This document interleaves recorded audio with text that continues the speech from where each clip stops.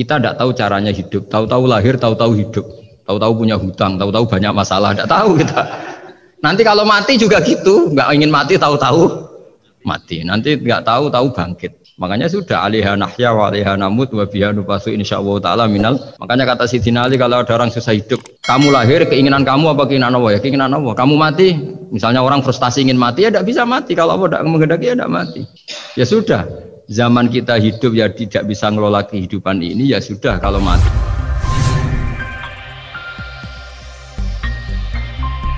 Kita akan menjadikan tauhid sebagai sumber inspirasi bangsa atau sumber kekokohan bangsa atau sumber ketahanan NKRI. Perlu dicatat bahwa di antara yang sering disabdakan oleh Rasulullah SAW adalah inna minal bayani la sikhron. Jadi penjelasan atau orasi atau argumentasi atau apa sajalah itu adalah bagian dari sihir. Sihir di sini maknanya itu sesuatu yang kayak hipnotis, tapi di sini dalam konteks positif.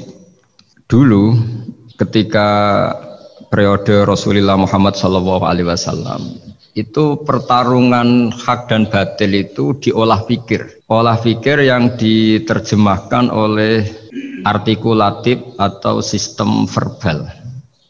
Memang ini agak aneh. Jadi kalau mukjizatnya Nabi Musa itu fisik. Fisik itu misalnya melawan Fir'aun dengan kekuatan tongkat yang super dahsyat. Sehingga Laut Merah dipukul sama tongkat Nabi Musa kemudian bisa membelah jadi jalan, Fir'aun tenggelam. Begitu juga nabi-nabi yang lain ada kekuatan fisik yang bisa dilihat sebagai mukjizat. Tapi ketika Nabi Muhammad SAW jadi nabi itu pertarungannya itu ke sistem rasional. Dan yang enggak rasional itu dijelaskan dengan satu penjelasan yang seakan-akan rasional. Ini yang agak jelimet.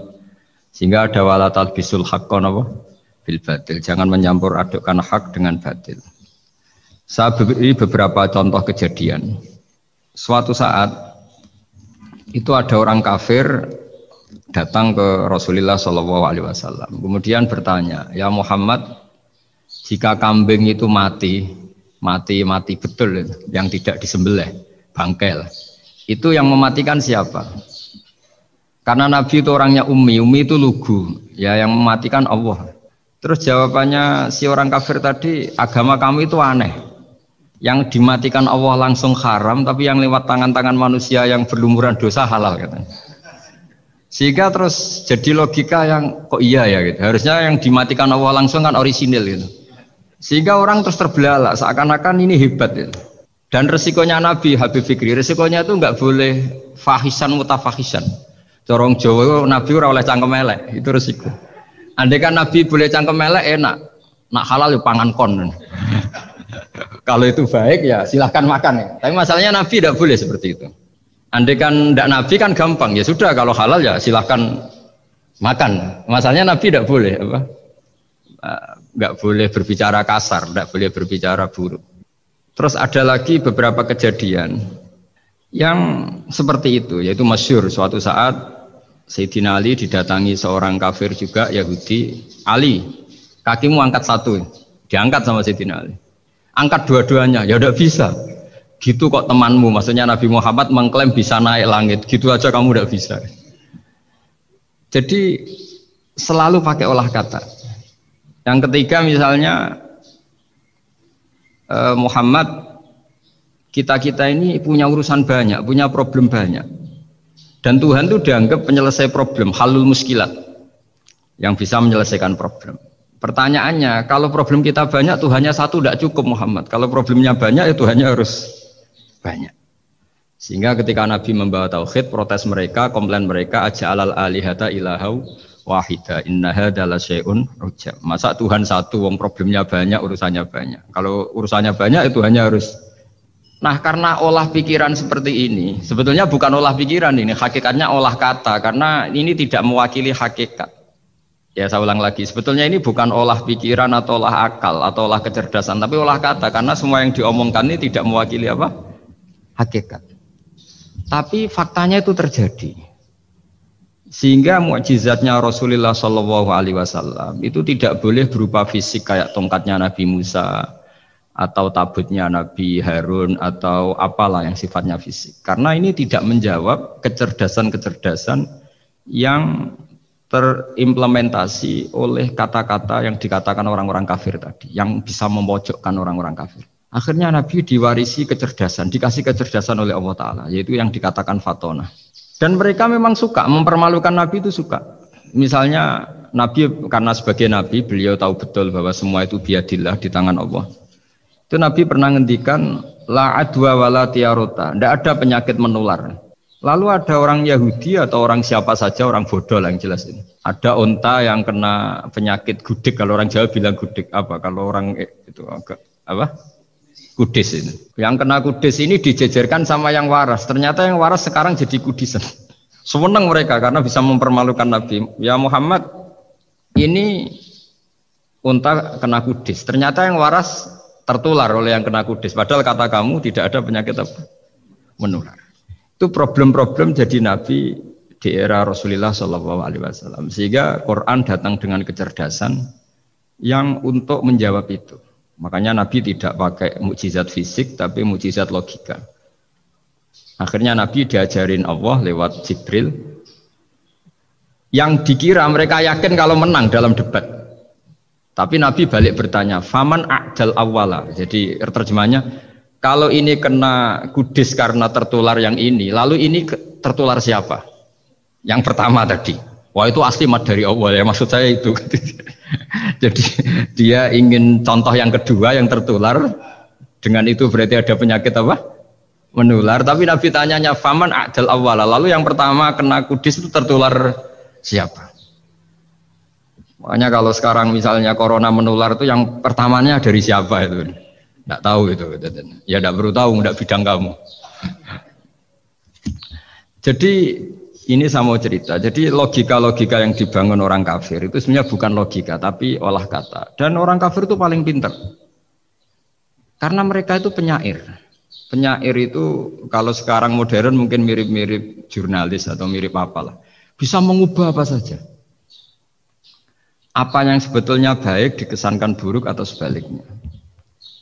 Sehingga ini menyusahkan karena Nabi harus ngendikan hakikat, harus mengatakan sesuatu yang nyata dengan bahasa yang benar, sementara mereka mengatakan kebatilan dengan penjelasan yang baik. Ini ribet kan? Sehingga dalam banyak percekcokan ya, itu susah dicari jalan tengah karena sama-sama mirip, kebenaran ini sama-sama mirip. Jadi misalnya yang masyhur dalam satu peristiwa besar, konflik antara Sayyidina Ali dan Sayyidina Muawiyah, itu konflik yang nggak bisa dihindarkan gara-gara kalimat, gara-gara kata-kata. Makanya sekeras-kerasnya pedang atau senjata itu masih keras apa? Kata-kata atau polemik lah atau apalah. Karena sekarang itu agak susah membahasakan. Ketika konflik Ali dan Muawiyah itu ada orang bilang, ya sudah, nahkum bi kitabillah. Sudah sekarang kita kembali ke kitabillah. Itu mereka megang mushaf. Mushaf ini yang saya pegang namanya mushaf. Seakan-akan itu benar karena orang Islam harus kembali kepada kitabullah. Pertanyaannya lalu Ali kata Ali, fadorobal mushafa biyadihi. Sayyidina Ali nepuk mushaf ini keras sekali. Sal hadal mushaf kata Sayyidina Ali. Kalau kita harus kembali ke Quran, coba tanya ini. Mushaf ini ya mushaf seperti milik saya ini. Akhirnya orang-orang Khawarij bilang innama huwa warokun wa madadun, itu hanya kertas sama tulisan. Bagaimana mungkin kita bertanya? Pas itu adalah orang Khawarij itu orang yang nggak mau ngakui Ali juga nggak mau ngakui Muawiyah, dan Sayyidina Ali sama Sayyidina Muawiyah sudah sadar mau bikin mediator, mau bikin solusi jalan tengah. Jadi sebenarnya dua beliau itu orang baik, gara-gara diprovokasi orang Khawarij terus jadi bentrok. Orang Khawarij bilang nggak ada Ali, nggak ada Muawiyah, yang ada adalah kitabullah, yaitu mushaf. Benar, secara zahir benar, memang orang Islam harus kembali ke mushaf. Tapi Sayyidina Ali pinter, sal hadal mushaf. Kalau gitu tanyakan mushaf itu. Ketika Sayyidina Ali dan Sayyidina Muawiyah sudah sepakat bikin perdamaian. Akhirnya singkat cerita, innama huwa rokun wa wadadun, kata orang-orang Khawarij itu hanya kertas dan pena. Kenapa bisa disuruh atau diminta jawaban? Terus kata Sidina Ali, nggak bisa toh kamu tanya Mus'ab, ya tidak bisa. Makanya tanya saya katanya. Akhirnya Sidina Ali memberi penjelasan, wa in khiftum shiqaqa bainihima fab'asu hakamam min ahli wa hakamam min ahliha. Jika dua mempelai suami istri itu ngalami konflik, di mana-mana orang konflik orang ini serasa seneng nek. Kita kalau sedang marah, semuanya lah kalau sedang marah sama istri itu orang ini serasa seneng. Jadi sing ganteng kira ketok gantengnya, ketok elek etok. Sehingga kalau ngomongi anaknya, dasar nakal kok bapak gitu. Bapak ya gitu, nanti dasar cerewet koyo ibu Makanya alhamdulillah banyak anak kita yang mewarisi nakalnya bapaknya dan nakalnya ibunya. Karena sabdonya mesti seperti itu. Jadi anak kita ini korban cara ngomong kita. Maka kita tidak wali itu harus syukur karena omongannya nggak mandi. Itu kalau kita wali, itu anak kita jadi orang buruk semua. Karena kita ngomong dasar goblok koyo ibu Dari ibu dasar nakal koyo bapak Berarti anak kita punya status goblok dan nakal. Tapi alhamdulillah yang ngomong itu tidak wali sehingga diabaikan saja sama Allah. Gak penting. Omongannya orang tidak wali itu tidak penting. Makanya tidak wali itu tetap punya sisi positif. Kalau ngomong tidak ngefek. Tapi kalau wali itu direspon sama Allah. Langsung ya. Tapi kalau wali ya tidak ngomong gitu. Tapi. Jadi kalau orang nggak suka itu nggak boleh ketemu. Karena tambah benci. Sehingga butuh mediator. Itu sudah. Ini termasuk ilmu psikologi Quran. Kalau orang sedang tidak cocok itu nggak boleh ketemu. Pakai apa? Mediator. Jika suami istri sedang konflik, itu sebaiknya, seharusnya atau sayugyanya itu kirim mediator. Fab'atsu hakamam min ahli wa hakamam min ahliha. Iyurida islaha yuwaffiqillahu bainahuma. Terus kata Sidina Ali, wa amru ummati Muhammad a'zamu min amri rajulin wa imra'atin. Dan urusan umat Muhammad yang kita sedang konflik dengan kekuatan besar dan bisa pertumpahan darah itu lebih ngeri timbang urusan suami dan istri. Itu saja solusinya mediator. Artinya sesepele itu urusan pribadi saja Allah menyuruh ada mediator. Apalagi urusan kita yang lebih dahsyat. Akhirnya mereka ngakui cara istimbat, cara ngambil kesimpulan Sayyidina Ali. Jadi ini masalah-masalah yang orang bilang seakan-akan benar. Sudah kita kembali ke Quran, kembali ke Quran. Quran yang mana? Wong kamu tidak paham. Lama-lama tanyanya cetakan mana ini? Ribet kan? Makanya saya ini bikin gerakan besar-besaran yang dulu saya ngaji tafsir lama sekali dengan Mbah Mun. Ngaji sama bapak saya, sekarang alhamdulillah sering diskusi sama Pak Quraisyab. Karena kita ini butuh dan saya punya teman akrab Gus Zofur juga doktor tafsir. Ya kalau kamu ingin tak sebut ya punya teman kalian semua untuk mengkaji apa? Tafsir. Itu memang kita butuh. Karena Quran itu teks. Teks itu harus difahami ahlinya karena tapi ketika orang ngomong ayo kita kembali kitab buah, kembali ke kitab buah itu kembali yang apa? Terus tentang apa? Sehingga banyak orang yang entah saking angkuhnya, entah saking benarnya tidak tahu. Saya tidak mau kembali kepada Quran. Kenapa? Saya tidak pernah keluar, saya di situ. Kembali itu kan sudah keluar baru kembali.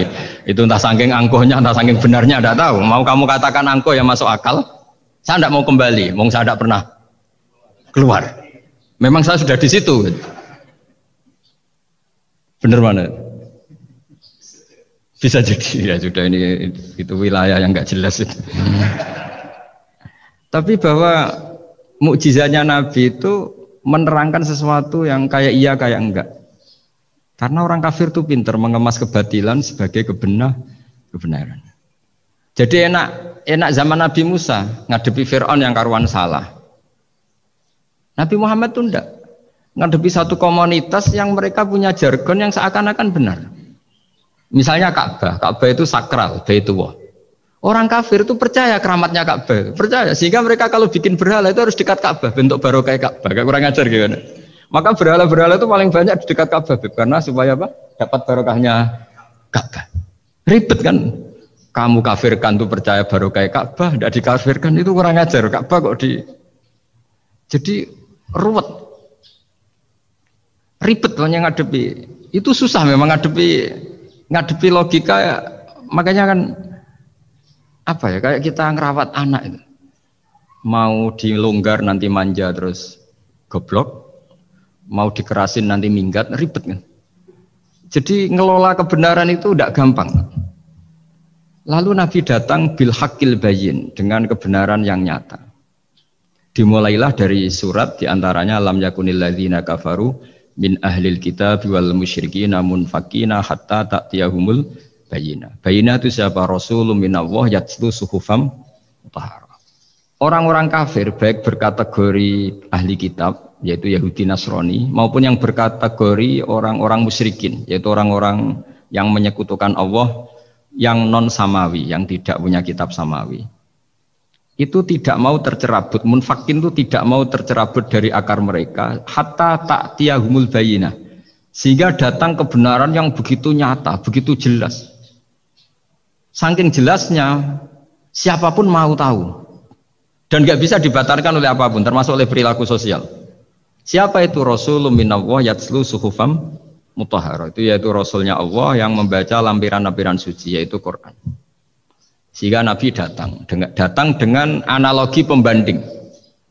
Orang-orang yang berpikir Tuhan harus banyak karena urusan itu banyak, problem banyak. Lalu Nabi bikin analogi.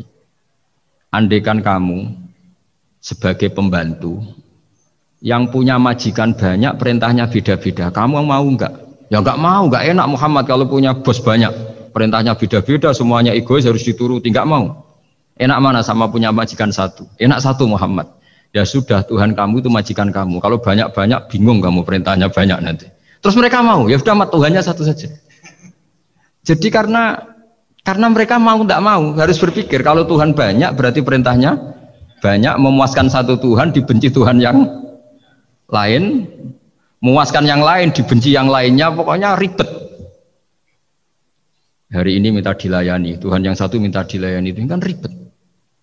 Jadi Nabi itu pakai logika yang gampang. Makanya ketika Allah menjelaskan itu, ketika Allah dorobawa masalar rojulan fihi syuraka umutasakisuna wa rojulan salamal dirojul hal yastawiyani masalah. Alhamdulillah Allah bikin satu perumpamaan, ada orang yang punya majikan banyak, yang satu punya majikan hanya satu. Hal yastawiyani masalah, nasibnya enak mana? Enak yang punya majikan satu, karena standarnya jelas, SOP-nya jelas. Akhirnya mereka sadar, oke, Muhammad Tuhannya satu saja. Lalu dalam pertanyaan-pertanyaan yang lain, misalnya tadi masalah Sayyidina Ali, masalah dibully lah kalau sekarang itu Nabi menjawab ya dengan rasional. Karena mau tidak mau. Karena Nabi tidak dibolehkan pakai mukjizat zaman itu. Untuk awal-awal jadi Nabi itu nggak boleh pakai mukjizat. Karena mukjizat itu punya sisi yang sangat-sangat fatal, yaitu kalau Allah sudah menurunkan mukjizat, itu sekali nggak diimanin itu harus ada azab. Nabi ingin umatnya itu nggak kena azab. Makanya ketika Allah Ta'ala wa ma mana ana an nursila bil ayati illa an kadzdzaba bihal awwalun. Cara terjemahan bebasnya gini, Muhammad, saya tidak ngasih mukjizat kamu kayak Nabi Musa, kayak nabi-nabi sebelum kamu yang berupa fisik.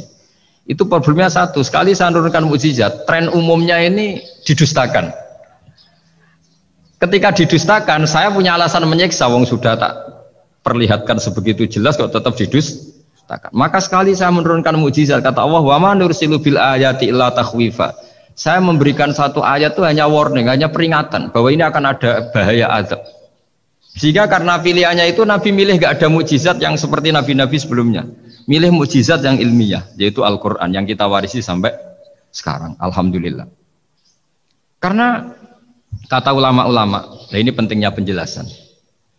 Andaikan mukjizat kita itu hanya tongkat, maka hanya ada di museum. Kita lihat tongkatnya Nabi Musa, mungkin klaimnya ada di Turki. Mukjizat tabut kita lihat lagi di mana lah tempat di museum apa. Tapi kalau mukjizatnya Al-Quran, itu umatnya Nabi akan merasakan nikmatnya ila yaumil kiamah. Misalnya kita dalam bersuami istri atau dalam berkeluarga atau dalam bermasyarakat. Itu Quran kalau nasihati kita gampang sekali. Misalnya wa ashiruhunna bil ma'ruf fa in karihtumuhunna fa asa an takrahu syai'a wa ja'alallahu fi khairan katsira. Sudahlah kalau sama istri itu yang baik. Jika ada watak istri yang kamu enggak suka, dalam ketidaksukaan kamu itu ada kebaikan yang banyak. Kamu enggak suka karena kalau istri kamu sering marah, kamu enggak suka. Sukanya yang senyum. Tapi kalau senyum terus sama orang lain juga senyum, ribet kan kamu. Jadi sudah anggap saja ada hikmahnya. Semua itu ada hikmahnya. Kalau istri kamu marah tidak kelihatan marahnya, dipendam, itu enggak ekspresif. Cara akting sinetron enggak masuk itu. Tapi kalau marah kelihatan marahnya itu ekspresif, itu kecerdasan itu Pak. Bisa menumpahkan keinginan. Wah itu bagus ini. Jadi disuruh lihat sisi apa? Positifnya. Imam Syafi'i itu pernah ketemu seseorang yang di depan beliau cium tangan hormat. Suatu saat dikasih tahu sama santrinya yang lain, orang yang mencium kamu wahai Imam Syafi'i itu di belakang ngerasani kamu, bully kamu. Kata Imam Syafi'i, baguslah. Kenapa? Berarti saya wibawa, di depan saya tidak berani. Jadi enteng saja. Beliau dikasih tahu, tetangga kamu banyak yang benci engkau ya Imam Syafi'i. Baguslah, tidak akan utang saya. Justru yang kenal-kenal itu yang utang-utang itu. Jadi enteng terus. Jadi dunia ini dianggap gampang saja. Coba kalau istri kamu sedang rukun sama sedang marah itu murah mana?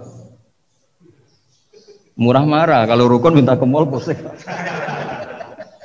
Jadi ulama dulu itu murah mana? Marah sama rukun. Kalau sedang harmonis minta kemana? Mahal kan? Kalau pas marah. Jadi ulama dulu itu lucu apa ya? Gampang sekali nanggapin sesuatu itu. Imam Abu Hanifah itu kalau ketemu yang utang beliau itu dia yang sembunyi karena malu. Kalau kita kan enggak yang sembunyi yang utang. Kalau Abu Hanifah enggak. Yang sembunyi itu Abu Hanifah. Kasihan dia malu kalau ketemu saya kan masih punya utang saya. Itu kalau kamu ingin jadi wali itu gitu. Kalau ketemu yang utang kamu yang lari. Itu bisa bank tutup karena yang lari yang ngutangin. Dalam cerita-cerita wali itu unik-unik. Robi'ah Adawiyah itu pernah kemalingan. Itu beliau sembunyi. Malingnya nyari apa dia sembunyi. Habis itu ditanya, kenapa engkau sembunyi? Sama lu sama malingnya. Karena rumah saya nggak ada yang bisa dimaling karena karena enggak punya apa. Jadi ini kalau berpikir rasional kan ada Habib Fikri bahasa rasional. Ini tak latih berpikir yang agak-agak rasional. Nah, Nabi itu diutus dalam kondisi masyarakat yang rasional. Sehingga repot. Dan yang tidak rasional itu punya kecakapan olah kata sehingga seakan-akan rasional. Makanya ada kalimat terkenal di kalangan ulama, kalimatu haqqin urida bihal batil. Omongannya benar, tapi maksudnya tidak benar. Kayak tadi, la hukma illa lillah. Tidak ada hukum kecuali yang ada di Quran. Tidak ada hukum kecuali yang diturunkan Allah. Pertanyaannya, apa itu? Ya Quran. Lah iya apa? Makanya kata Sidina Ali, ya sudah, sal hadal mushaf. Tanya mushaf kamu. Oh ya tidak bisa, itu kan hanya kertas sama tulisan. Makanya tanya ulama, kata Sidina Ali. Nah Quran itu bal huwa ayatum bayinatun fi suduril ladzina utul ilm. Quran itu begitu jelas sebagai solusi, tapi di hatinya orang yang punya ilmu. Sehingga kemudian lahir beberapa generasi tauhid. Yang paling masyhur dimulai tauhid itu yang masyhur ya, yaitu adalah ketika ada orang namanya Muhammad bin Jubair bin Mut'im. Itu bapaknya Muhammad ini namanya Jubair bin Mut'im. Itu dia orang kafir, masih kafir. Dia datang ke Madinah itu untuk negosiasi tawanan perang Badar.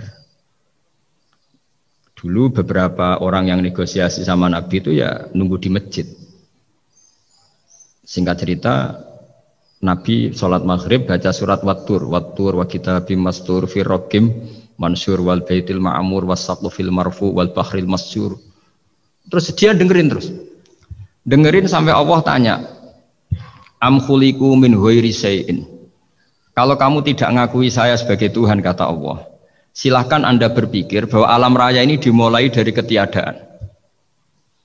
Atau kamu sendiri merasa sebagai pencipta alam raya ini, pencipta langit dan bumi.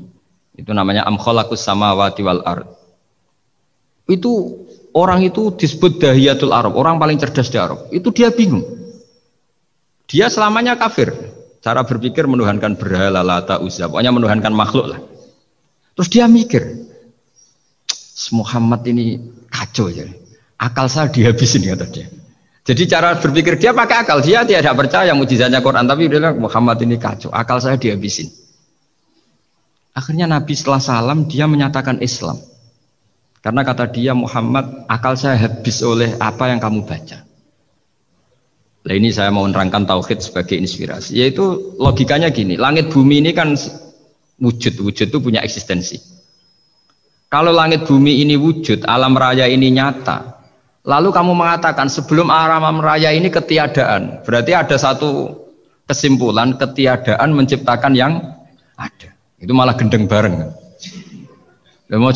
Logikanya kan nggak kena. Al-adamu yakhluqu maujudan, sesuatu yang nggak ada menyebabkan atau menjadikan sesuatu yang ada. Akhirnya padahal pertanyaannya tadi gitu, ya sudah kalau kamu nggak percaya saya sebagai Tuhan, sebagai pencipta awal, sudah ada usah Tuhan-Tuhanan. Tapi ya mari goblok bareng dengan mengatakan bahwa alam yang ada ini diciptakan oleh sesuatu yang tidak ada. Jadi Juber, saya tidak mau goblok Muhammad, sudah iman saja saya, karena saya tidak mau goblok. Jadi agama ini datang dengan keceriaan berpikir. Sehingga Ibnu Hajar al-Asqalani mengatakan hadatin ja'a bil iltizat al-aqli. Agama ini datang dengan kenyamanan berpikir. Coba kalau Anda seorang profesor atau seorang doktor atau seorang ilmuwan, kemudian Anda diajak goblok dengan teori baru bahwa sesuatu yang ada itu diciptakan oleh yang tidak ada. Mau enggak kamu? Mau semuanya rasa tuh. Diajarin sesuatu yang ada diciptakan oleh yang tidak ada.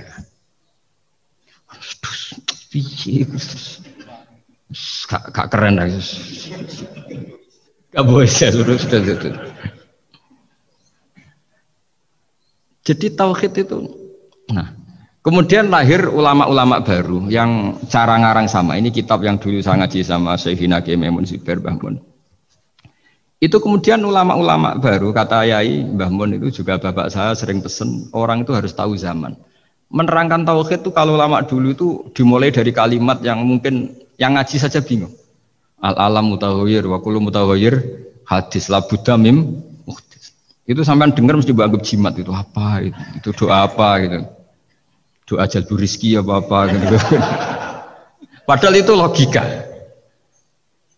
Tapi terus ulama-ulama modern itu ngarang seperti ini ada gambar. Ini kitab yang saya dulu ngaji sama Ahmad, itu digambar seperti ini. Maksudnya digambar seperti ini gini, penjelasannya gampang. Sampean kalau gambar seruat apapun, misalnya gambar gedung tingkat 5 atau gambar gunung atau gambar apa saja. Mbok seruat apapun gambar itu dimulai dari satu titik. Tadi hadhil awalim kulluha, bahwa alam semua ini dimulai dari nuqtatil wujud, ada titik wujud. Dan karena ini wujud penyebab harus bersifat awal. Makanya Allah itu selain wujud harus bersifat al-awwal. Kalau bahasa pondok al-qadim. Karena tidak mungkin yang menciptakan kemudian kalah dulu dengan yang diciptakan. Begitu juga Imam Al-Amudi. Imam Al-Amudi itu jadi wali itu karena dia ahli matematika. Sampai muridnya itu eskal. Ini guru saya masuk surga enggak? Kalau ngajar itu senangnya ngajar matematika. Beliau ahli usul fikih, ahli fikih, tapi senangnya ngajar matematika. Sampai muridnya sanksi, ini masuk surga enggak ya? Walhasil dalam cerita keramat beliau, sama ndak usah tuh saya ndak percaya, kamu ndak wali, kok ndak percaya gimana? Ribet sekarang gitu, orang kalau nggak nekuni sesuatu terus nggak percaya, ribet kan? Itu beliau masuk surga itu dijamin dapat surga itu karena ngajar matematika. Tapi di hati beliau hanya satu, matematika adalah satu ilmu yang dimulai dari angka 1. 0, itu tetap dimulai dari 1, nggak bisa. Akhirnya beliau cerita, angka 2 atau 3 nisbatul wahid wal isnaini ila mi'ah wa ila ma la nihayatallah, semuanya sama, nisbatul far'i ilal asli, kata beliau. Mbok angka 2, 3, 1000 sampai 1 miliar itu perbandingannya dengan angka 1 apa hubungannya? Al far'i ma'al asli, yaitu angka 2, 3 adalah cabang dari angka 1. Jadi alam raya sebanyak apapun, ada galaksi, ada Mars, ada apa saja, tetap dimulai dari wujud yang 1, yaitu wujudnya Allah Subhanahu wa Ta'ala. Jadi beliau menjadikan matematika sebagai alat perangkat untuk tahu tauhid, bahwa alam raya ini dimulai dari al-wujudul wahid, wujud yang 1. Makanya kul huwallahu ahad, Allahus somad, terus lam yalid wa lam yulad, dan seterusnya.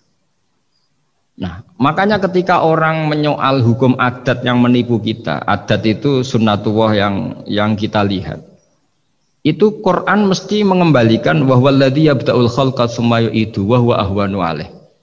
Sebagian di surat Yasin diterangkan ansha'aha awwala marrah. Ketika kita lama sekali, namanya manusia itu lahir dari seorang bapak dan ibu, ini lama sekali. Yang namanya telur itu lama sekali lahir dari ayam, keluar dari ayam. Yang namanya pohon besar itu mesti dari biji yang kecil. Karena lama itu terjadi, seakan-akan kita ngomong, kita berkeyakinan, tahu-tahu ada pohon besar itu mukhal. Tahu-tahu ada manusia ini mukhal. Makanya ketika ada figur yang bernama Isa bin Maryam, itu orang kafir Yahudi, itu menolak. Bagaimana mungkin ada manusia tanpa bapak? Oke, itu menyalahi prosedur lazim, protap lazim. Tapi kata Allah gimana? Inna masalah Isa indallahi kamasali Adam. Kalau Isa mohal karena tanpa bapak, harusnya Adam lebih mohal karena tanpa bapak, tanpa ibu. Jadi artinya apa? Allah tetap mengingatkan bahwa kudroh saya yang pertama itu menjadikan semuanya mungkin tanpa perangkat adat. Maka kitab ini yang saya baca ini, milik Sayyid Husain Afandi ini, itu menjelaskan bahwa hukum adat itu menipu. Saya ulang lagi, hukum adat itu menipu. Ketika ayam mengeluarkan telur, telur kemudian menjadi ayam lagi. Terus kita berdebat, telur sama ayam dulu mana? Menurut Anda milih mana? Milih apa? Telur. Kalau ini yang kubu sebelah ini ayam apa telur? Telur. Ayam. Ayam lahir dari Nah, pertanyaannya begini kalau menurut tauhid. Ketika lazim kalau telur itu nanti suatu saat jadi ayam, terus ayam kemudian lazim mengeluarkan telur. Ketika Anda mengatakan mungkin kontribusi Anda terhadap kemungkinan itu apa? Kan sama, Anda tidak ikut menciptakan. Wong tidak ikut menciptakan kok menvonis mungkin dan tidak mungkin. Kamu itu hanya saksi. Makanya pertanyaannya Allah, loh ketika itu kamu anggap mungkin, kontribusi Anda itu apa? Kan hanya melihat. Kamu sendiri tetap tidak mampu bikin telur, Anda juga tidak mampu bikin ayam. Artinya meskipun telur jadi ayam, ayam jadi telur sampai kiamat, tetap ada kontribusi kudrohnya Allah Subhanahu wa Ta'ala. Bukan berarti berdiri sendiri. Wong kamu yang bilang mungkin ya nyatanya enggak berkontribusi. Sehingga kalau suatu saat Allah bikin telur dari batu, atau ayam keluar dari batu, bagi Allah itu enggak masalah, tapi bagi kamu masalah. Bagaimana mungkin hewan keluar dari batu? Ini logikanya gimana? Loh memangnya ketika telur dari ayam itu logika kamu gimana coba? Kamu ikut bikin enggak? Nah ini di sini pentingnya mukjizat. Akhirnya Allah bikin mukjizat, ada satu onta besar keluar dari batu, yaitu mukjizatnya Nabi Kamu memasalahkan, ini gimana onta kok keluar dari batu? Lalu kalau Allah tanya kamu, gimana telur keluar dari ayam? Loh ini biasa Gusti mungkin, memangnya kamu bisa? Berarti bagi orang yang tauhid, yang wali, keluarnya ayam dari telur sama onta dari batu itu nisbatnya sama. Sama-sama semuanya di luar kontribusi kita. Kenapa yang satu kamu katakan mungkin, yang satu kamu katakan tidak mungkin? Toh kamu sama-sama tidak terlibat. Itu cara berpikir tauhid. Artinya apa? Orang-orang wali atau orang-orang alim meskipun melihat telur keluar dari ayam tiap hari tetap subhanallah, subhanallah, Allahu Akbar. Karena ini keajaiban. Tapi kamu kan enggak taunya ajaib itu yang aneh-aneh itu. Makanya banyak cari kiai aneh yang gondrong, yang enggak pernah mandi gara-gara kamu itu suka aneh itu gara-gara. Dong ini ya. Dong itu tahu ya. Jadi buat sesering apapun alam raya ini ada siklusnya, biji jadi pohon, pohon kemudian keluarkan buah-buah ada biji, semuanya yang berkontribusi hanya kudrohnya Allah Ta'ala. Tidak mengikat Allah bisa bikin tanpa itu semua. Makanya Allah selalu memperbarui mukjizatnya, termasuk ada onta besar keluar dari batu, yaitu mukjizatnya Nabi Soleh. Kamu gak boleh menyoal ini mukhal gimana? Karena itu gak mungkin, ukuran gak mungkin apa? Kamu gak bisa bikin kan? Sama telur keluar dari ayam kamu bisa bikin, sama-sama enggak. Nah di sini pentingnya ngaji ya. Makanya Allah ngendikan innallaha la yastahyi Ayyadriba masalam ma ba'udotan fama faqah. Allah itu tidak malu bikin contoh nyamuk. Karena nyamuk ini mukjizat yang besar. Sudah hewannya kecil, di situ ada ususnya. Ususnya ada uratnya. Coba kalau kamu bikin nyamuk. Kalau yang santri agak nakal itu ya ada alat kelaminnya, ada uratnya. Coba jenengan bayangkan nyamuk kecil kan? Itu ada uratnya enggak? Ada ususnya ada uratnya. Uratnya ada bakterinya. Pusing kan kamu? Jadi sebetulnya ayat Allah yang dasar itu bukan dinosaurus tapi nyamuk. Bikin uratnya dinosaurus masih gampang, hewannya besar paling uratnya segini. Itu pesan di Juwana bisa lah. Tapi kalau pesan organnya apa? Nyamuk. Perutnya seberapa? Sudah gitu dia di dalamnya ada calon anaknya. Lebih kecil, banyak lagi jumlahnya coba. Nah ini agama ini datang dengan akal. Jadi kelihatan ada mukjizatnya Quran karena menyontohkan nyamuk. Dan kelihatan mukjizat kalau dijelaskan pakai logika. Yaitu kayak apa susahnya bikin nyamuk. Sudah kecil, ada organnya ada uratnya ada kumannya ada uratnya. Pusing enggak? Makanya tidak ada kampus yang siap memaklumatkan diri sanggup bikin nyamuk. Karena ya nggak sanggup tadi. Lah itu mukjizatnya Quran. Jadi agama ini ketika ulama-ulama ja'a bil iltizazil aqli. Agama ini datang dengan kenyamanan berpikir. Makanya kita nanti kalau mau mati itu yang seneng saja.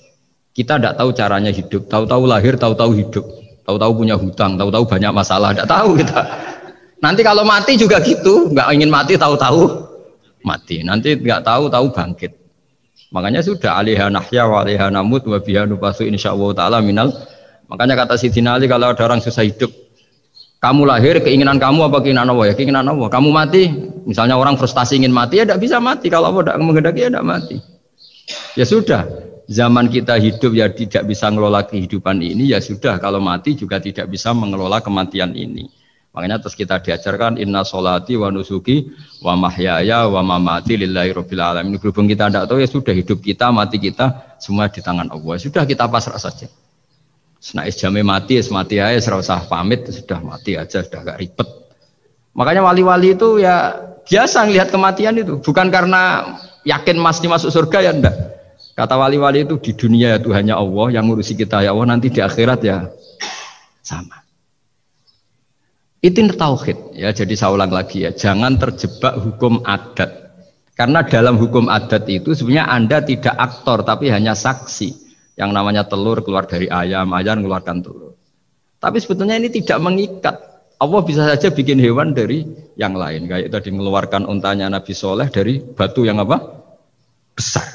Ya wah itu mohal, bagaimana mungkin? Nah memangnya ayam jadi telur jadi ayam Anda ikut berkontribusi kan enggak? Andai kan Anda menyaksikan kudrohnya Allah Ta'ala di semua kejadian. Yaitu Allah bisa bikin nyamuk ada organnya ada uratnya. Dengan reputasi seperti ini maka kita akan mensifati Allah innahu ala kulli syai'in qadir, bahwa Allah bisa melakukan apa saja. Wa huwa ala kulli syai'in qadir, diulang-ulang. Sama Indonesia yang sekarang seperti ini, yang kata orang ada yang bilang terbelakang, ada yang bilang tertinggal dari Eropa. Mungkin dalam kudrat Allah untuk bikin Indonesia lebih makmur dari sekarang, bisa mengalahkan negara-negara yang lain. Jadi kalau kamu ingin, tapi Indonesia banyak masalah gini bagi Allah mudah saja menyelesaikan masalah itu. Tetap inna dzalika 'ala Allahi yasir. Kita harus optimis bahwa semuanya bagi Allah mudah. Tapi cara berpikir ya tadi dengan reputasi Allah bisa bikin nyamuk. Nah nyamuk sulitnya di mana ya tadi, sudah kecil punya organnya punya uratnya punya bakteri, bakterinya punya organnya bakteri, mungkin ada bakteri lagi. Pusing kan? Ya jangan usah dipikir kalau pusing. Ya jadi terus yang terakhir saya mohon kalau baca Quran sebisa kita ada yang diangen-angen. Jadi Allah kalau mendorong kita mengakui eksistensinya Allah, Allah sering ngendikan yang mudah-mudah. Misalnya saya ini yang menciptakan kamu, saya yang menciptakan kamu. Falau la tusaddiqun, sudahlah, saya ini nahnu khalaqnakum. Saya ini pencipta kalian, Bu yao. Hubungan kamu itu dengan saya, urusan kamu terdekat itu dengan saya kata Allah, bukan dengan yang lain. Karena saya menciptakan kamu kata Allah. Tapi kita ini aneh, jadi manusia itu aneh. Dengan zat yang menciptakan kita tidak punya urusan, Dengan yang tidak terkait dengan kita punya itu kan aneh. Dan Allah kalau menerangkan itu gampang. Terus bagi manusia yang kumoluhur, yang angkuh, seakan-akan bisa menentukan segalanya. Falaula in kuntum ghaira madinin tarji'unaha in kuntum shadiqin. Kalau kamu orang hebat, mbok ya ketika nyawa kamu mau keluar tuh kamu tahan supaya kamu enggak jadi mati. Enggak keren kan orang hebat kok mati katanya. Kamu sombongnya kayak gitu seakan-akan bisa ngatur dunia, menaklukkan dunia, ternyata kamu mati. Harusnya enggak usah mati dong. Kata Allah falaula in kuntum ghaira madinin tarji'unaha in kuntum shadiqin. Makanya falaula idza balaghatil khulqum wa antum khina idzin Mbok ya orang-orang yang keren, yang merasa hebat, yang biasa ngatur dunia, mbok ya ketika mati itu jangan mau. Ya ini sensitif wilayah. Ya saya kira demikian ya, semoga lewat ngaji ini kita kembali ke tauhid yang benar lewat penjelasan-penjelasan yang akli, yang rasional. Saya pastikan agama ini datang dengan al-iltizatul akli, kenyamanan berpikir. Kayak apa susahnya kita dengan jadi ateis? Karena harus punya rumus bahwa yang ada diciptakan oleh yang tidak ada. Itu kan jadi aneh. Makanya ukuran iman salasun man kunna fihi wajada halawatal iman. Ciri utama iman itu nyaman, halawah itu manis. Karena ya itu tadi apa yang dibawa oleh Quran dan hadis sesuai akal kita. Maka masyhur di kalangan para ulama ada pepatah laulam yakun maja'a bihi Muhammadun dinan lakana fi aqlin nasi hasanan. Kalau saja Muhammad tidak maklumatkan kalau ini agama, akal pun akan setuju bahwa yang dibawa itu hal yang luar biasa. Karena agama ini tidak lam yusodim al-aql, agama ini tidak akan menentang akal. Liqaumi yaqilun liqaumi yatafak. Kalau ada orang bilang akal saya itu menolak faham agama, itu akalnya yang perlu dicek. Ada masalah itu pasti. Dulu di antara kearifan buyut-buyut kami, leluhur kami, itu kalau cerita itu enggak apa-apa kamu mondok di Mekah di sana tapi bawa pohon yang hidup di Indonesia. Artinya membawa manhaj metode dakwah yang bisa hidup di Indonesia. Ini penting kata Mbah Mun karena wa ma arsalna min rasulin illa bilisani qaumi. Semua rasul diutus itu pasti sesuai kultur kaumnya. Saya punya sedikit cerita tentang kultur. Kultur itu nilai yang disepakati masyarakat. Meskipun persepsi itu salah. Saya cerita sedikit tentang keunikan kultur. Nabi Yunus itu nabi. Di mana-mana nabi itu mengajak ke tauhid, ajaran yang benar. Dan dulu nabi itu nggak punya polisi, nggak punya densus, jadi nggak bisa nabi nyuruh yang nggak setuju tangkap, itu nggak bisa. Tapi punya Tuhan. Jadi kalau yang tidak percaya dakwahnya itu ancamannya azab. Dulu itu nggak ada polisi, nggak ada pengadilan, sehingga kalau ada kesalahan itu ancamannya itu akan turun apa? Azab, siksa itu. Sekarang kan kalau kita jadi pemimpin kan agak enak itu, punya keamanan, punya macam-macam lah. Singkat cerita, sudah dakwah sekian tahun itu umatnya nggak percaya kalau beliau seorang nabi bahwa ajaran tauhid itu benar. Ya. Akhirnya cerita ini terkenal sekali, mungkin beberapa terputus ya, tapi terputus cerita ini saya ceritakan secara lengkap. Terus beliau cerita, ini waktu sudah lama saya dakwah, sudah lama saya sosialisasi itu tentang kebenaran, Anda tetap nggak iman ini. Ini 3 hari lagi pasti ada adab. 3 hari ada adab itu delalah masyarakatnya tuh kepikiran. Jangan-jangan iya itu. Nah, ketika jangan-jangan iya itu diintip, rumahnya Nabi Yunus itu diintip, ya agak aneh. Diintip delalah orangnya nggak ada. Nggak ada itu kalau Quran bahasakan abaqo itu minggat itu pergi nggak pamit ya. Itu bahasanya abaqo itu minggat. Meskipun kita tidak mungkin membahasakan Nabi itu minggat, tapi dibahasakan tindakan kan tidak mungkin karena nggak pamit itu. Jadi harus dibahasakan minggat itu. Quran sendiri bahasakan abaqo. Nah cara berpikir masyarakat gini, kalau kampung ini mau dibalik sama Allah, mau ada adab, logikanya yang tahu akan ada adab itu pasti sudah pergi. Padahal Nabi Yunus pergi ini bukan karena takut adab, mangkel. Sengiai suwi gagal seminggat ya kan gitu. Jadi ada kiai minggat itu ya ada dalilnya, karena dulu itu kalau mangkel itu suami mangkel istri itu ya harus minggat, istri ya harus minggat. Dulu itu ya boleh, maksudnya boleh itu ya kalau darurat ya minggat sedikit lah, tidak apa-apa. Nah Nabi Yunus itu minggat tadi abaqo itu kalau dalam bahasa Arab pergi gak pamit ya. Kalau orang Jawa bilang minggat. Itu sebenarnya saking mangkelnya, saking emosinya beliau akhirnya meninggalkan kaumnya tanpa pamit. Tapi kaumnya itu menjadi tahu bahwa ini serius Yunus. Buktinya dia agak berani di kampung. Berarti mau ada adab betul itu. Dan efek positif dari teori itu, teori kultur tadi. Kalau ada adab pasti dia pertama yang lari. Kayak dukun itu. Kenapa kita tidak percaya dukun nomor itu? Itu kan paling yang minta nomor dulu ada SDSB itu. Forecast itu kan paling salam template-nya kan 100.000. Padahal dulu forecast itu berapa? Kalau menang. Kan miliaran ya, juta. Itu untuk kultur kita agak percaya dukun kan ngapain ngumpulin uang 100.000 kalau dia tahu nomornya kan mendingan tombok sendiri gitu. Itu kan jadi orang itu mesti punya teori umum untuk membenarkan sesuatu atau membohongkan itu. Akhirnya umatnya Nabi Yunus itu iman itu artinya percaya kalau ini tidak main-main. Buktinya Nabi Yunus gak berani di situ. Akhirnya mereka tobat. Saat itu juga mereka wiridan di lapangan, terus semua kesalahannya diselesaikan. Sampai ada rumah yang sudah dibangun permanen karena di tanah tetangga, dirobohkan saat itu juga. Bahkan ada batu yang dulu nyuri, satu dua batu yang dulu hasil nyuri, saat itu juga dirobohkan, dikembalikan sama yang punya. Hari itu semua kedoliman diselesaikan. Ini penting saya utarakan, jadi tobat itu tidak hanya istighfar. Kalau istighfar ribet, tobatnya orang punya utang terus istighfar gitu kan ribet. Kan ribet itu. Ada punya utang terus minta maaf itu kan ribet itu. Harus diselesaikan itu. Tobat.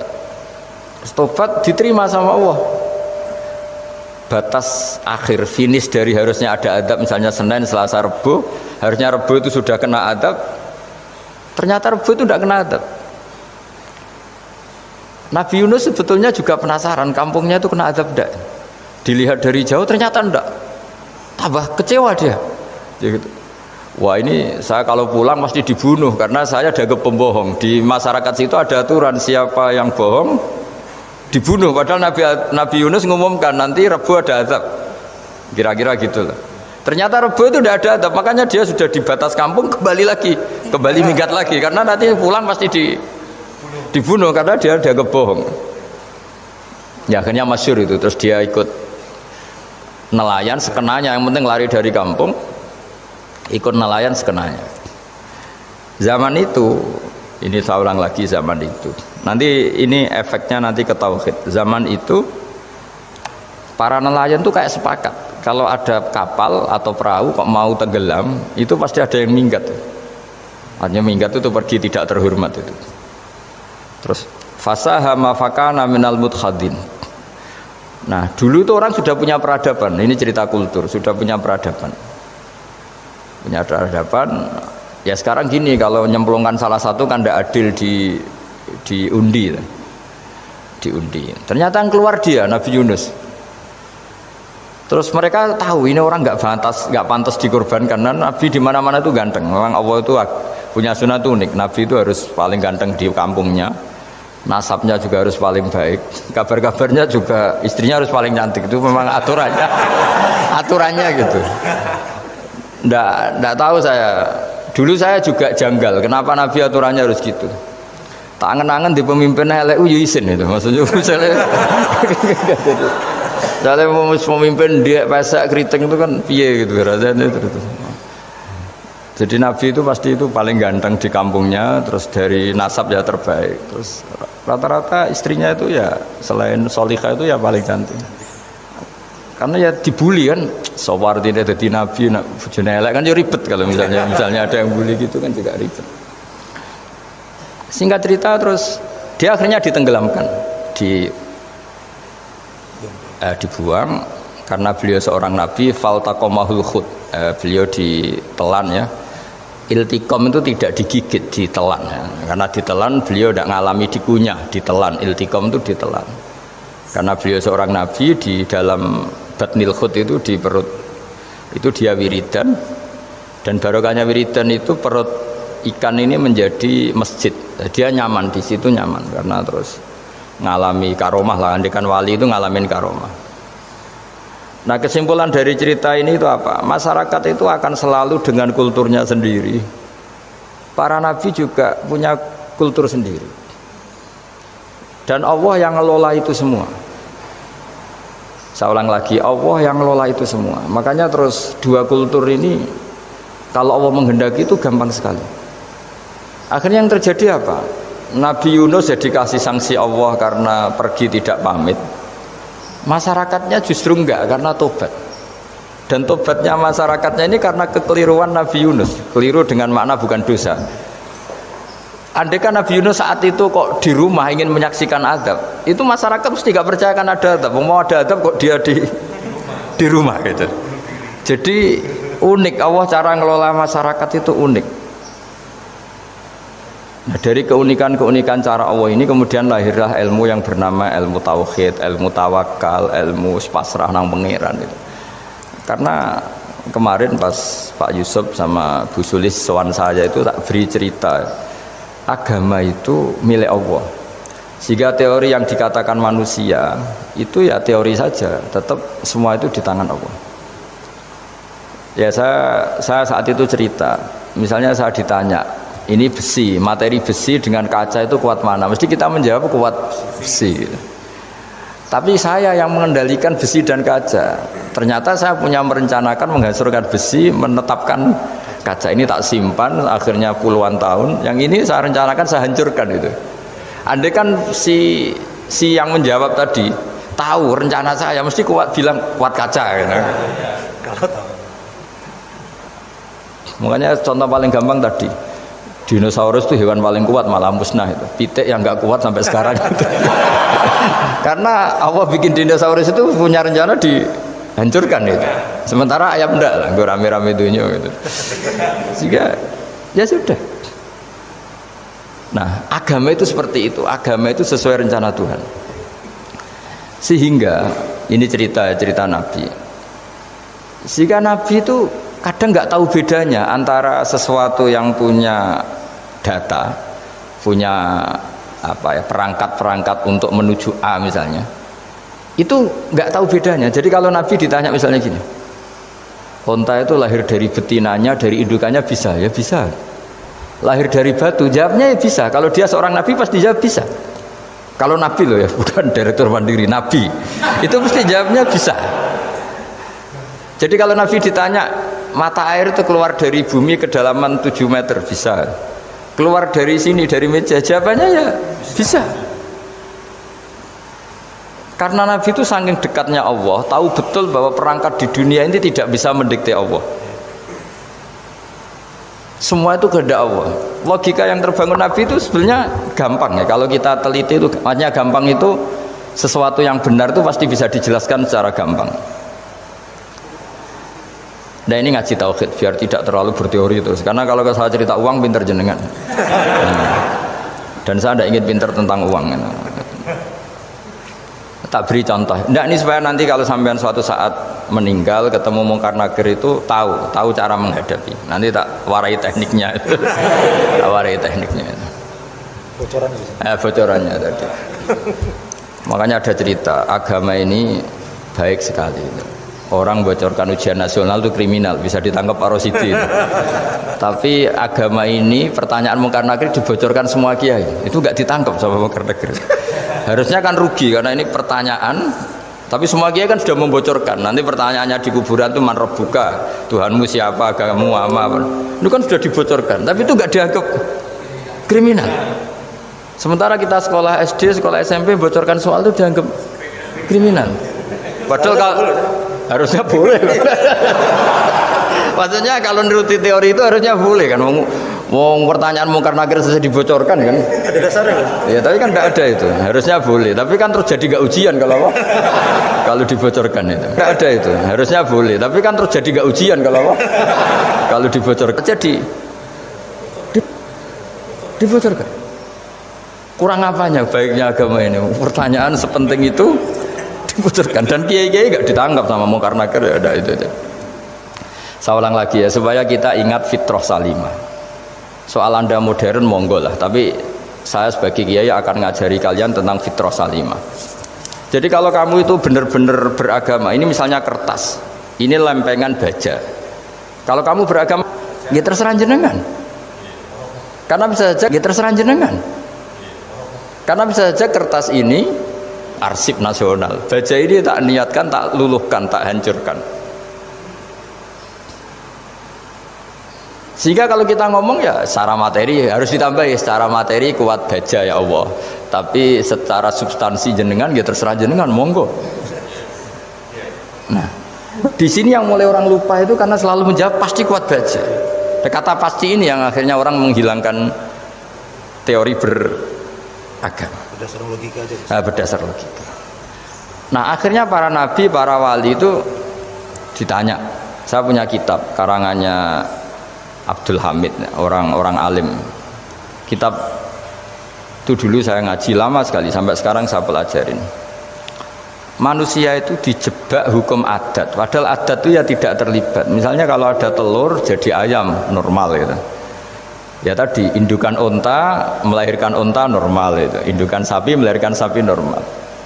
Tapi kalau para nabi itu bilang ya agak normal. Enggak normal artinya tetap ada kekuatan Tuhan. Indukan unta tahu apa tentang unta? Dia punya kekuatan apa? Bisa melahirkan unta, bisa menciptakan unta di perutnya, bisa ada jantungnya, ada paru-parunya, ada ususnya. Dia bisa apa? Di situ ada tangan Tuhan itu. Karena para nabi cara berpikir gitu, melihat tembok ya sama. Tembok sama indukan unta itu sama, sama-sama mungkin mengeluarkan unta. Sehingga ketika Nabi Soleh ditanya, bukti apa kekuasaan Tuhanmu? Apa bisa mengeluarkan unta dari batu besar ini? Jawabannya Nabi Soleh ya bisa, ya bisa. Dan mukjizatnya Nabi Soleh masyhur itu, keluarlah unta dari batu. Karena secara teori ya tadi, coba unta indukan itu apa seorang profesor, apa seorang ilmuwan sehingga bisa menciptakan anaknya itu. Apa dia terlibat dalam menciptakan jantungnya, paru-parunya, ususnya? Kan enggak juga. Telur bisa apa coba? Gobloknya bukan main telur itu kan. Tapi bisa mengeluarkan ayam, dia bisa apa? Nah, para nabi, para wali itu tahu semuanya itu kekuasaannya Allah. Nah, kalau karena kekuasaan Allah, bedanya apa dengan tembok? Makanya Nabi Muhammad ketika di padang pasir, semua sahabat bingung, nggak ada air, ya Nabi santai aja. Ini gimana Nabi gak ada air, nanti orang mati kehausan. Nabi ya santai aja. Kamu ingin air katanya. Iya. Nabi nunjuk apa itu ya sudah, terus ada air. Ada yang keluar dari jemarinya, ada. Karena Nabi itu gak tahu bedanya antara ini mungkin dan tidak mungkin, tuh gak tahunya itu ya semuanya itu Allah. Kalau kamu kan enggak, wah daerah gini gak mungkin ada air. Ini kan padang pasir. Air itu biasanya di daerah hutan gini malah berteori macam-macam. Seakan-akan tidak ada Tuhan. Jadi kalau orang nggak bakat wali pasti berpikirnya gitu. Makanya nggak wali-wali itu memang nggak bakat, karena itu kan artinya menafikan kekuasaannya Allah kan. Seakan-akan Allah tidak mampu bikin air di situ. Tapi kalau Nabi santai aja. Makanya Nabi Ibrahim ketika mau dibakar ya santai aja. Menurut beliau api bisa apa? Jadi itu meskipun hukum adat itu ya selalu berjalan. Normalnya api yang membakar, di padang pasir normalnya ya nggak ada air. Normalnya batu ya gak mengeluarkan unta. Tapi kamu jangan terjebak oleh keseharian yang Anda lihat. Tetap di balik itu ada kekuasaannya Allah Subhanahu wa ta'ala. Nah, ini yang namanya iman. Dengan iman seperti itu nanti ketika kita mati itu ya santai saja. Ketika kita hidup ya tidak tahu oksigen itu apa masuk ke tubuh kita sistemnya kayak apa. Jantung kita ada ikut bikin, paru-paru kita. Artinya zaman kita hidup pun sebenarnya kita tidak bisa ngelola kehidupan, itu tidak bisa. Nah kalau sama nggak bisa, nanti setelah mati juga tidak bisa. Ya sudah, ketika kita hidup yang ngelola juga Allah, ketika mati juga yang ngelola. Bedanya apa? Nah, ini di sini terus kita dilatih, inna sholati wa nusuki wa mahyaya wa mamati lillahi rabbil alamin. Tapi kenapa kita ragu terhadap kehidupan setelah kematian? Karena ketika kita hidup seakan-akan kita tahu cara hidup. Makanya Allah itu tersinggung betul ketika ada orang merasa bisa ngelola cara hidupnya. Makanya kata Allah, kalau gojlok orang-orang yang kepedean itu, kalau kamu top, mbok jangan mati. Itu falaula in kuntum ghaira madinin tarji'unaha in kuntum shadiqin. Kalau kamu merasa top itu jangan mati. Di mana-mana mati itu tidak top. Falaula idza balaghatil khulqum wa antum khina idin tanzurun. Mbok ketika nyawa kamu sudah sampai kerongkongan, kamu tarik lagi supaya kamu tidak mati. Mati itu tidak top. Katanya kamu top kok mati. Jangan mati. Kalau top itu jangan mati, jangan miskin, jangan tua, jangan jadi jelek, pokoknya top terus gitu. Itu digosok sama apa? Tapi orang itu lupa bahwa nah ketika sehat begini kita seakan-akan ngelola kehidupan. Nah gara-gara merasa ngelola seakan-akan kalau mati lalu saya gimana ya kalau mati? Di kuburan ngapain ya? Terus ngantornya gimana, kerjanya di mana? Ya udah usah begitu. Nah ini di sini pentingnya tauhid. Orang dilatih berpikir al-khalqul awal. Afa'ayina bil khalqil awal. Kalau dalam bahasa Yasin disebut kul yuhihal ladzi ansa'aha awwala marrah. Jadi agama itu orang dilatih membayangkan pertama hubungan kita dengan Allah. Misalnya manusia pertama itu siapa? Adam. Adam bisa berpikir, bisa berlogika, bisa jalan-jalan, bisa macam-macam. Tapi andaikan Anda jadi Nabi Adam, mesti melihat kekuasaannya Allah itu begitu nyata. Karena saya materinya dari tanah, ternyata saya bisa berpikir. Betapa kudrohnya Allah, kekuasaan Allah, tanah yang benda mati bisa berpikir. Sekarang jadi saya. Sehingga ketemu, kira-kira Nabi Adam kalau ketemu tanah itu ya, kalau mau maksiat, wah ini tanah ini pasti komplain. Nah di sini pentingnya beragama. Sehingga ketika Rasulullah ngendikan, jika kamu memperbanyak sholat, maka tanah-tanah ini bersaksi terhadap sholat kamu. Jika kamu maksiat, juga tanah-tanah ini menjadi saksi pemberat. Itu kamu tidak jagal sama sekali, karena manusia pertama yang bernama Adam yang bisa berpikir itu materinya dari tanah. Jika kita tidak janggal ketika tanah disetatuskan bisa bersaksi.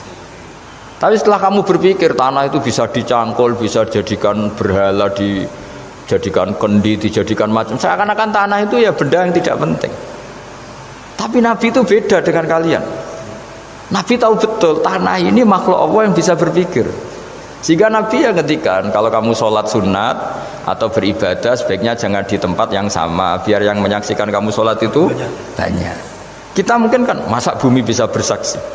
Tapi andaikan Anda Nabi Adam itu tidak akan janggal seperti itu, karena dia tahu materinya dari tanah dan ternyata jadi mata yang bisa melihat, jadi telinga yang bisa mendengar. Makanya Allah selalu mengingatkan, ingatlah al-khalqil awal, afayina bil khalqil awal. Karena khalqil awal ini yang menjadikan apa? Fitrah beragama yang baik. Sehingga ketika orang Yahudi bilang nggak mungkin Nabi Isa itu nggak anak zina, wong ibu kok tanpa bapak, anak kok hanya ada ibu tanpa bapak. Allah cara menjawab, inna masalah Isa intawoy kamatali Adam. Jika kamu protes ada Isa karena tanpa bapak, ya protes dengan Nabi Adam, tanpa ibu tanpa bapak. Nah ini diingatkan al-khalqil awal. Makanya Yasin bilang kul yuhihal ladzi ansa'aha awwala marrah. Awwala marrah itu kamu harus berpikir ketika hubungan kamu sendiri dengan Allah zaman sebelum ada semua. Jadi misalnya alam raya ini, bumi sebesar ini, masa suatu saat terus hilang, hancur, nggak berbekas. Ingat saja bumi ini mulai dulu ya nggak ada, diadakan oleh kekuatan besar yang super ada, yaitu Allah Subhanahu wa Ta'ala. Nah di sini kenapa faham-faham ateis itu hilang di dunia, meskipun ada itu karena saking mungkin kurang peradaban. Makanya guru-guru kita mulai zaman Nabi Adam sampai sekarang itu cara berpikir sederhana.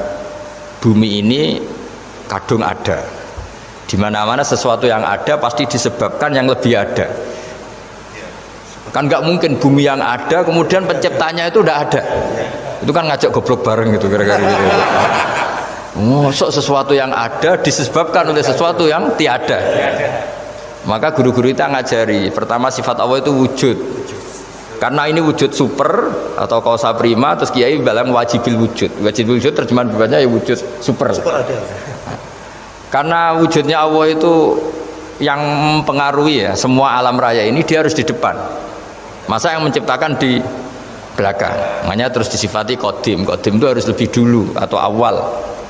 Nah, makanya ketika Fir'aun ngaku Tuhan itu cara membatalkan Nabi Musa itu sederhana. Kalau kamu Tuhan berarti babah kamu nggak ada Tuhan karena Tuhannya terlambat datang. Nah, itu langsung oh iya ya, kalau ya kan berarti babahnya dia tanpa Tuhan, kan Tuhannya baru kemarin, aktenya baru diurus, itu aktenya baru diurus itu Tuhannya. Makanya Fir'aun itu akhirnya Nabi Musa punya pengaruh besar di kalangan punggawa Fir'aun. Karena ketika debat terbuka itu punggawanya dengar. Akhirnya mereka iman sama Nabi Musa. Ini disebut wa qala rajulun mu'minun min ali fir'auna yaktumu imana. Banyak yang diam-diam ini iman karena logika Fir'aun jadi Tuhan itu nggak masuk akal. Yang benar adalah Tuhannya Nabi Musa. Nah orang-orang ini itu ya dibilang nggak loyal ya pokoknya dia iman. Dan dia juga yang ikut rapat, besok Musa tangkap. Karena mereka sudah iman sama Musa, terus sebelum eksekusi itu datang, ini datang ke Musa. Tadi malam saya ikut rapat, keputusannya Anda ditangkap mau dibunuh, jangan lari saja dulu kan. Jadi kan nggak bisa disebut pengkhianatan, kan ini orang baik. Jadi malamnya ikut rapat, besok Musa tangkap bunuh. Iya, Nabi Musa paginya sebelum itu, Musa, saya nanti malam ikut rapat dan keputusannya Anda ditangkap dibunuh, kamu lari saja sekarang. Nah, kenapa iman? Karena logika yang dibangun Nabi Musa. Makanya ciri utama kebenaran itu bal naqdhifu bil haqqi 'alal batil fayadmaghuhu fa idza huwa zahid. Kebenaran sejati itu boleh diuji di mana saja. Dan Anda tidak usah khawatir kebenaran sejati itu kalah. Pasti menang. Kalau kebenaran itu kebenaran sejati pasti menang. Ya, di sini terus ada ulama-ulama kayak banyak lah, termasuk di Indonesia kayak Pak Quraisy Shihab, kayak yang nyaman saja anak-anaknya di luar negeri karena merasa kebenaran sejati itu tidak akan kalah. Sehingga ketika ada negara yang begitu maju, saya pernah ditanya sama orang yang kuliah di Inggris, di Swiss, Gus, saya ini kan orang Indonesia tapi pengagum negara Swiss, Swedia, negara di sana itu makmur, terus tertib. Bagaimana saya tetap mencintai Islam yang secara lahir itu kadang-kadang beberapa negara Islam itu kacau. Ada seorang mahasiswa tanya gitu, dia tanya cara ingat Allah, ya membela Islam kira-kira gitu. Terus saya tak kasih tahu dia, ketika Anda muji negara-negara itu makmur, sejahtera, itu sebetulnya tetap utang jasa terbesar itu sama Tuhan. Pejabat bisa apa ketika Allah misalnya nggak bikin air? Negara bisa apa misalnya ketika Allah itu nggak bikin oksigen? Tetap semua ketertiban itu karena kehendak Allah. Berarti utang jasa kamu di negara manapun tetap sama Allah, bukan pada yang lain. Bahwa ada hukum sosial manusia, oke lah, kedua, ketiga, dia harus terima kasih. Hanya dia sadar. Nah, masalahnya kita ketika di negara yang makmur gitu, pikiran kita, oh presidennya hebat, menterinya hebat, tata sosialnya hebat. Oke, nggak apa-apa, muji manusia itu nggak apa-apa. Tapi tetap itu semua di bawah muji Allah Subhanahu wa Ta'ala. Ada air begini ciptaan Allah, ada oksigen sehat ciptaannya Allah. Sehingga muji pertama itu kepada apa artinya kehebatan manusia ketika ada gempa besar, ada likuifaksi, ada macam-macam. Nah, maksud saya ngaji di sini, ingat Allah itu dengan cara seperti itu.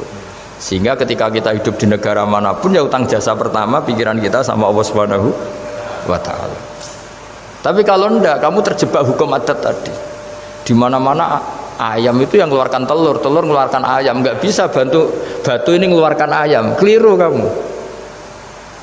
Ketika ayam mengeluarkan telur, memangnya ayam itu bisa? Apa dia berpikir sekolah dulu gimana ya cara punya telur? Kan tidak juga. Tidak bergerak juga. Apa ketika mata kamu bisa melihat terus kamu merencanakan gimana ya mata supaya bisa melihat? Ya tahu-tahu sudah melihat. Nah, di sini disebut afa'ayina bil khalqil awwal ansha'aha awwalan wa marrah wa huwa alladhi yabda'ul khalqa tsumma yu'iduhu wa huwa ahwanu alaih. Allah selalu mengingatkan, nah iman yang baik itu iman yang seperti saya utarakan tadi. Kamu ingat kekuasaan Allah ketika belum ada apa-apa. Belum ada apa-apa ya Allah bikin manusia itu dari tanah, bikin ayam ya dari tanah, bikin sapi ya dari tanah. Bahkan semuanya dari ketiadaan. Nah, dengan iman seperti itu, nanti kalau kamu ngaji hadis, Nabi bisa mengeluarkan air dari apa?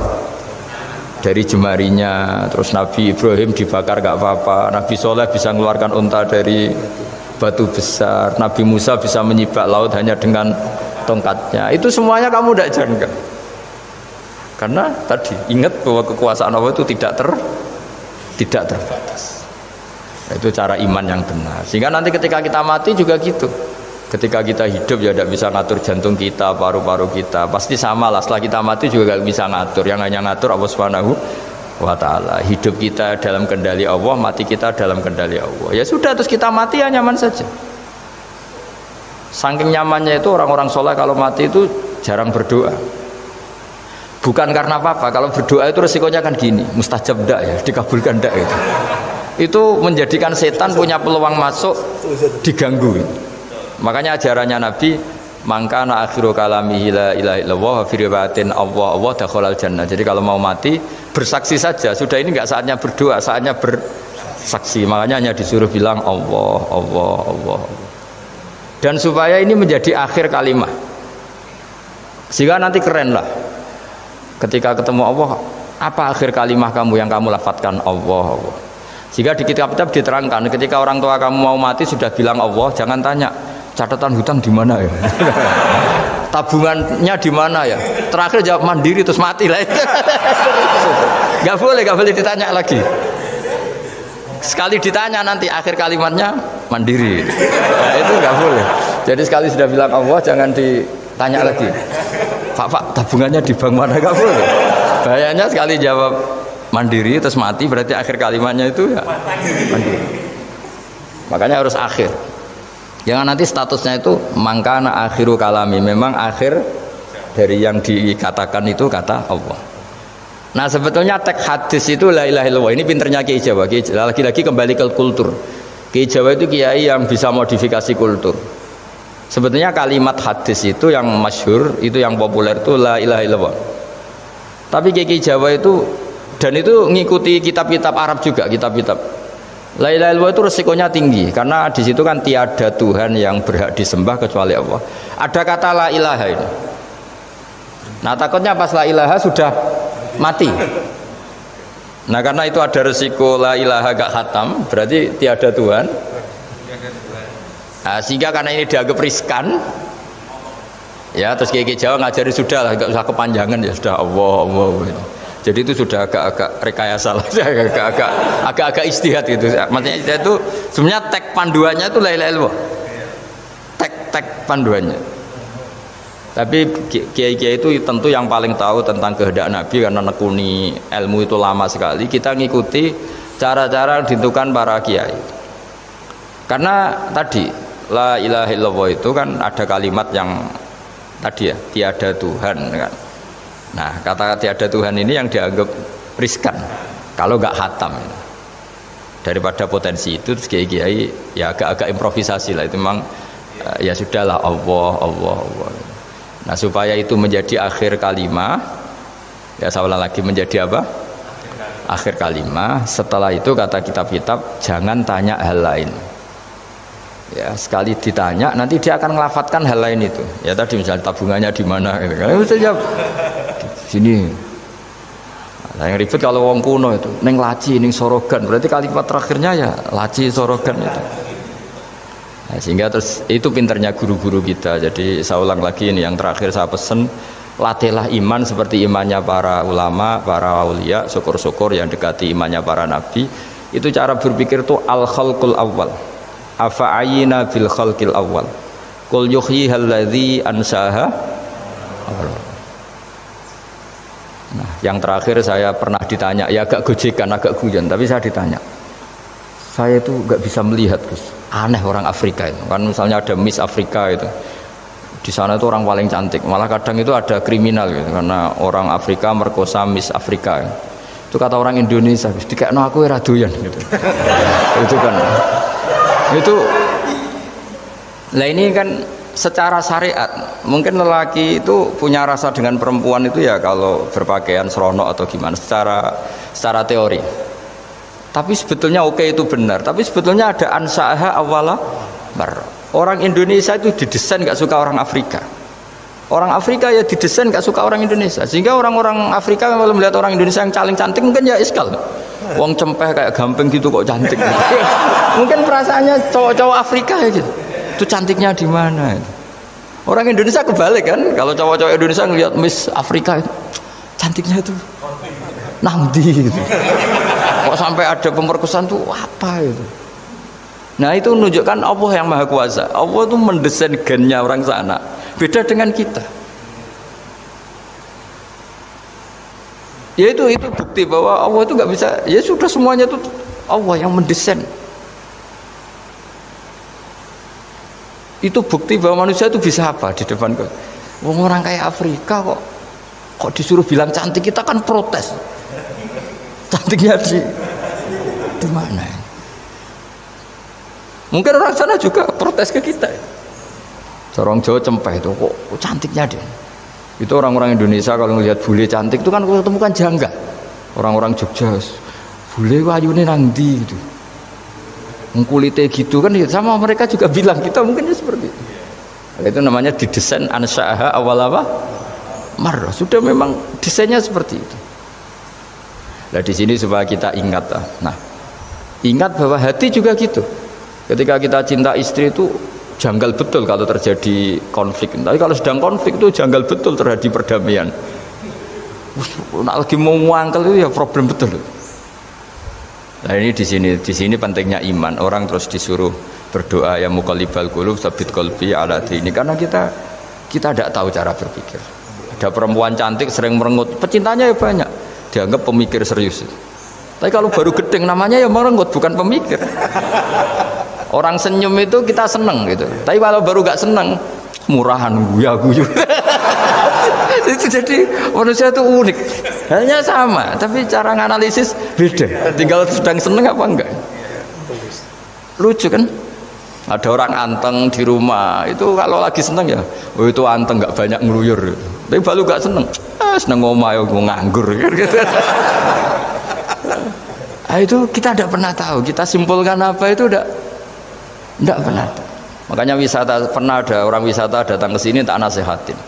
Orang wisata itu kan seneng di kampung-kampung yang terbelakang gitu, melihat orang manusia pohon, melihat apa. Terus saya bilang, itu kan kasihan kan, masa manusia jadi objek.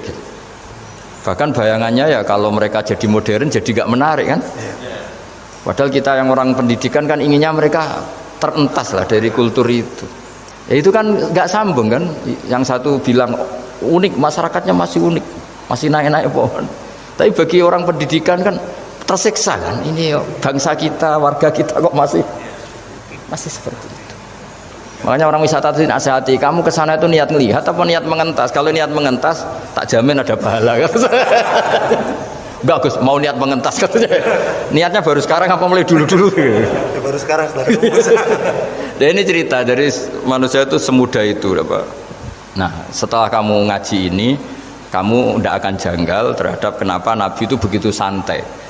Ketika tadi makanan misalnya satu wadah itu cukup untuk orang 300. Sampai Jabir yang ngundang Nabi kan hanya kambing kecil, cukup orang 6. Ternyata Nabi ngajak orang 300 lebih. Tapi Nabi bilang ya sudah semuanya makan cukup. Kata-kata Nabi kan zaman dulu belum ada beras, belum ada Allah itu bisa kok ngenyangkan malaikat tanpa makan gitu.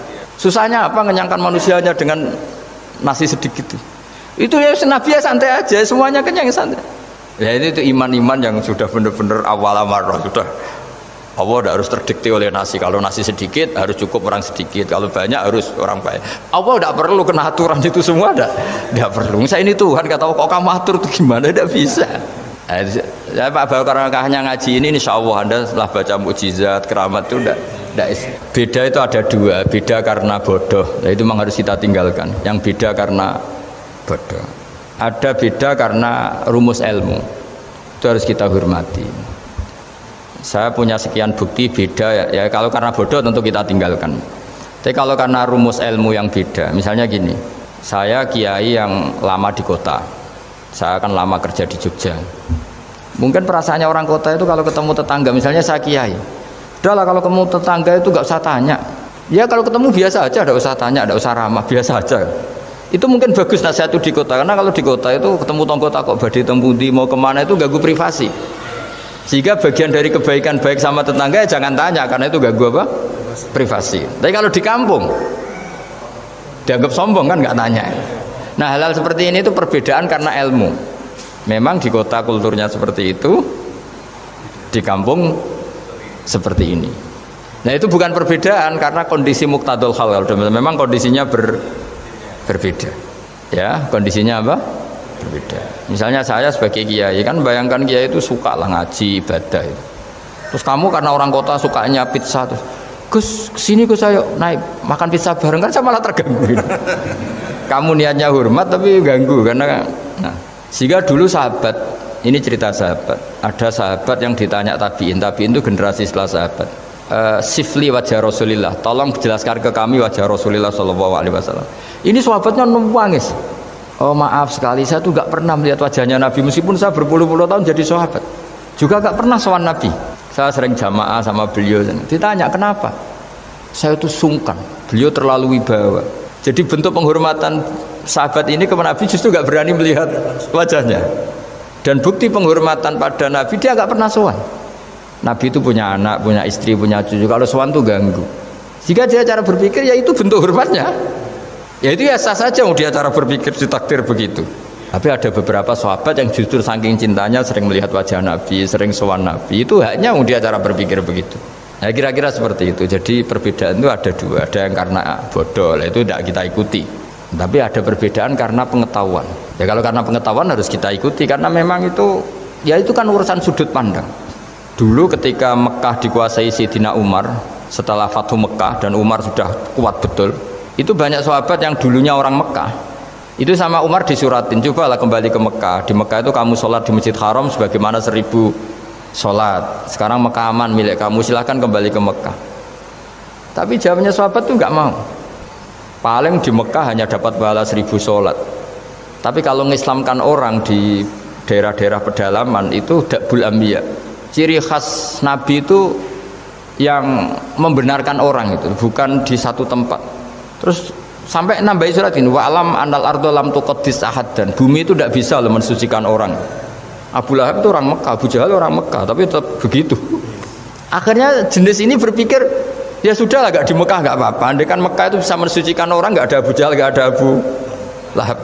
Akhirnya para sahabat gak kembali ke Mekah, tapi berkelana ke Syria, ke Sam. Akhirnya ada Islam di mana-mana. Tapi ada juga yang Mekah itu kota suci, harus diisi orang-orang suci supaya yang brengsek-brengsek gak di sana. Ya sudah, cara berpikir begitu. Nah ini cerita ya. Jadi ya sudah, kalau perbedaan karena ilmu, ya sudah memang karena ilmu. Nah itu nggak apa-apa. Nah kalau sampean tanya, lalu bedanya apa, Gus? Yang beda karena ilmu karena, ya lihat saja kalau dia orang pinter bacanya banyak, berarti bedanya karena ilmu. Tapi kalau nggak pinter kok berbeda, ya berarti karena tidak tahu. Ya saya kira demikian. Assalamualaikum warahmatullahi wabarakatuh.